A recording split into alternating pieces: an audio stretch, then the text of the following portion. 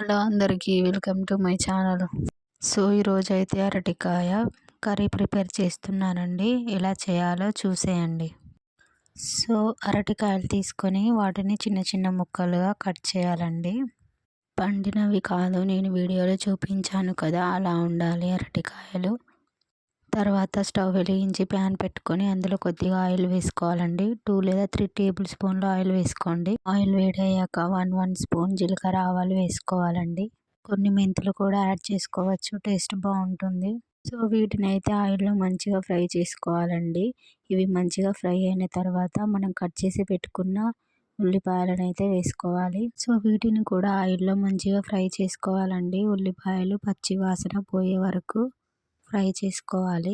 వీటితో పాటు 2-3 రెబ్బల కరివేపాకును కూడా వేసుకోవాలండి. మంచిగా ఫ్రై చేసుకోవాలి, టేస్ట్ బాగుంటుంది. సో వీటిని మంచిగా కలుపుతూ ఫ్రై చేసుకోండి. సో ఇవి మంచిగా ఫ్రై అయిన తర్వాత, అంటే కొంచెం గోల్డ్ కలర్లోకి వచ్చాక కొద్దిగా పసుపు అలాగే అల్లం కూడా వేసుకోవాలండి. అల్లం వేసాం కదండి, నూనెలో మంచిగా కొద్దిసేపు ఫ్రై చేసుకోవాలి, ఎందుకంటే పచ్చివాసన పోతుంది. సో తర్వాత మనం కట్ చేసి పెట్టుకున్న అరటికాయ ముక్కల్ని అయితే ఇందులోకి వేసుకోవాలండి. వేసుకొని వీటిని కూడా మంచిగా ఫ్రై చేసుకోవాలండి ఆయిల్లో. అడుగంటి పోకుండా 5 నిమిషాలకు ఒకసారి కలుపుతూనే ఉండాలి. కలుపుతూ మంచిగా ఆయిల్లో ఫ్రై చేసుకోవాలి. సో వీటితో పాటు మనం కట్ చేసి పెట్టుకున్న టమాటా ముక్కల్ని కూడా ఇందులో వేసి మంచిగా ఫ్రై చేసుకోవాలండి. వీటిని ఆయిల్లో మంచిగా ఉడికించుకోవాలి కొద్దిసేపు.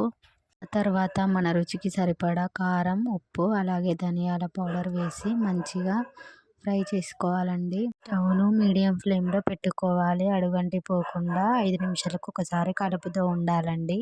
సో 2-3 నిమిషాలు మూత పెట్టేసుకొని ఆయిల్లో మంచిగా ఫ్రై చేసుకోవాలండి. సో ఫ్రై అయిన తర్వాత కొద్దిగా వాటర్ని యాడ్ చేసుకోవాలండి. కొత్తిమీర వేసి కొద్దిసేపు ఉడికించుకోవాలి. తర్వాత స్టవ్ ఆఫ్ చేయాలి. మీకు కనుక నచ్చినట్లయితే లైక్ చేయండి. Please subscribe my channel. Thank you for watching.